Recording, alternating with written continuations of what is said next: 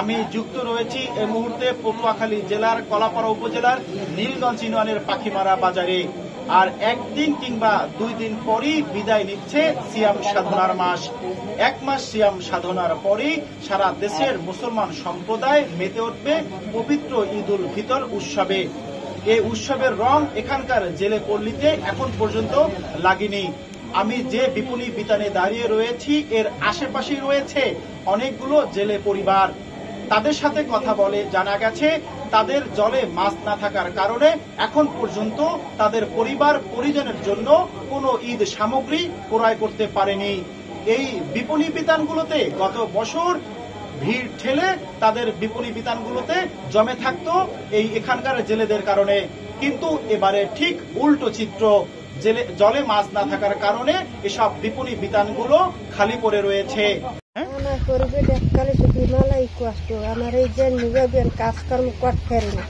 এককাল শিল্পে চলি, কালকে ওই প্রতি দেশে চাইলেন রাখা এই করে ওই শাক পাতা কোথায় জমিতে তাই দিয়ে বাদ দিছি সাপ না খাইতে চাই আর এক করে গালাগালি এইবার দিয়ে মালা আমার কষ্ট এককালে।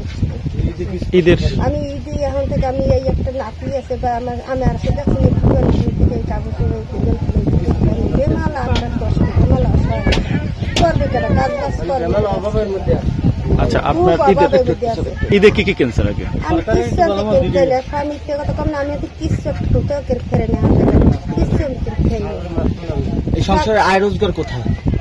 আয়োজন আমি এই কাজ বাজ করতে না মানে একটু দেখে হেঁটে চলি ফিরি এখান থেকে কিছু আমি লিখতে লইতে না। মোহাম্মদ মাসুম, আমি জেলে কাজ করি। এই মাছ আমাদের সাগরে এখন মাছ অনেক কম। এই সামনে ঈদ আসছে, আমাদের অনেক কষ্ট হচ্ছে। কার কার জন্য সংসার কি আছে, কি কি কিনছেন ভাই? কেনাকাটা কার জন্যই হয় নাই, এখন এই সাগরের বর্ষাই আর কি কর্ম আর নাই জন্য।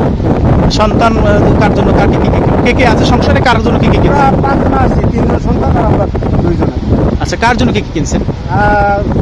মূলত একটা মেয়ে আছে, মেয়ের জন্যই একটা খালি রয়েছে, আর কের জন্যই না।